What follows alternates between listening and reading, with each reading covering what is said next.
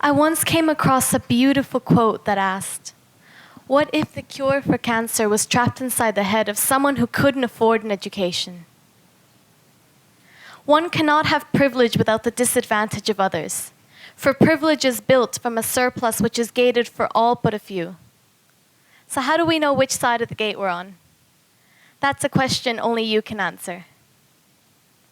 When I was 8, I omitted my birthplace due to the reactions I received. "Where are you from?" "Mexico." "Oh." I didn't know what these reactions meant at the time, but they made my stomach tie itself in a knot. It didn't take long for the conversations to shift to, "Where are you from?" "Vancouver." "Nice, where in Vancouver?"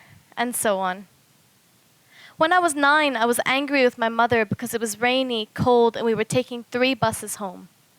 Why didn't we have a car like everybody else's parents? When I was 14, my 12-year-old friend was killed, and the media called it a gang and drug-related murder. Privilege is an umbrella in the storm, a raincoat dancing in the downpour, personalities contoured with access to college degrees, higher life expectancies. Privilege gave me access to opportunity.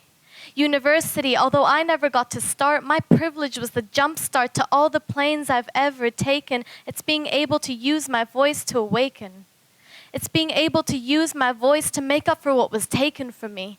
My home no longer an option. I left my country as a refugee, small Mexican child engulfed in a Canadian winter. Privilege is being blessed with being raised by thinkers. In the cool, we tiptoed around the overdosed bodies on our way to school. If the Hastings Street pavement could talk, she would bashfully tell you that she saw herself in what Hollywood called the slums.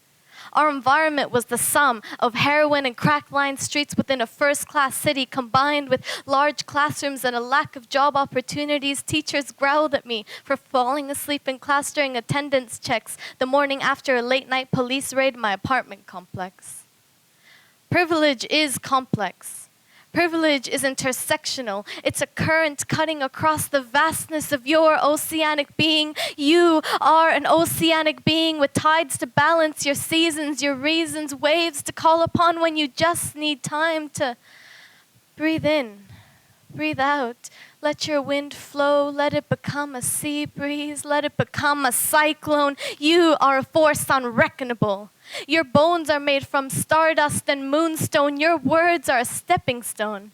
Your words can lift the darkness, change the frame from 12-year-old thug and turn my friend into a child again.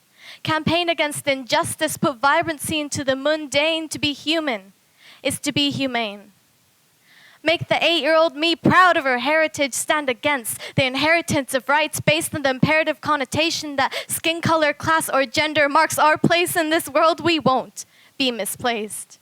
We won't let our future children become statistics. We are children of resilience, like flowers blooming after the winter cold. We will spring back, rebound with a strength that's tenfold. The very meaning of resilience is to do just that. Now there's a brief lesson in linguistics. Our communities will not be statistics. We will not be statistics.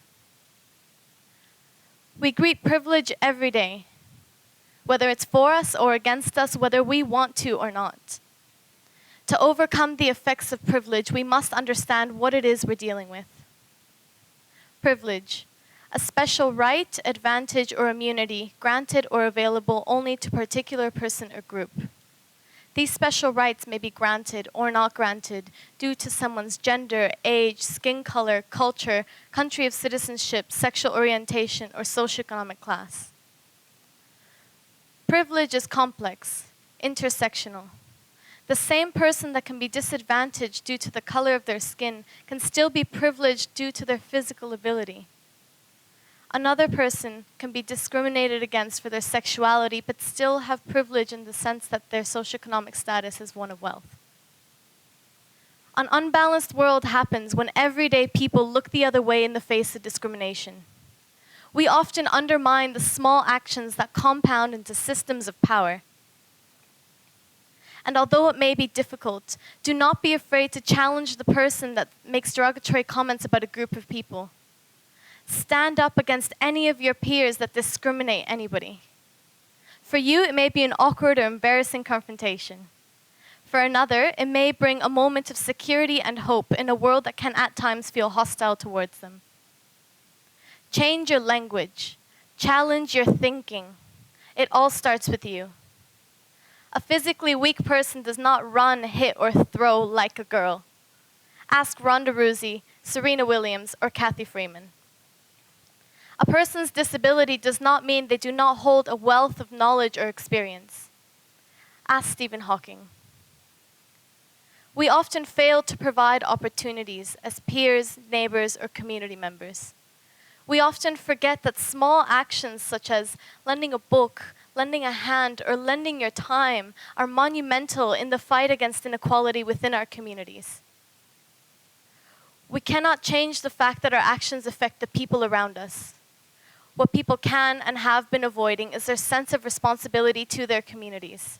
We all have a role in making our communities a better, safer, and more equal place. The world was not built fairly, but its people can be fair. We've all experienced both sides of privilege. We all know what it's like to feel as if you just need a hand to lift you up. So what I'm asking you to do today is to be that hand. Thank you.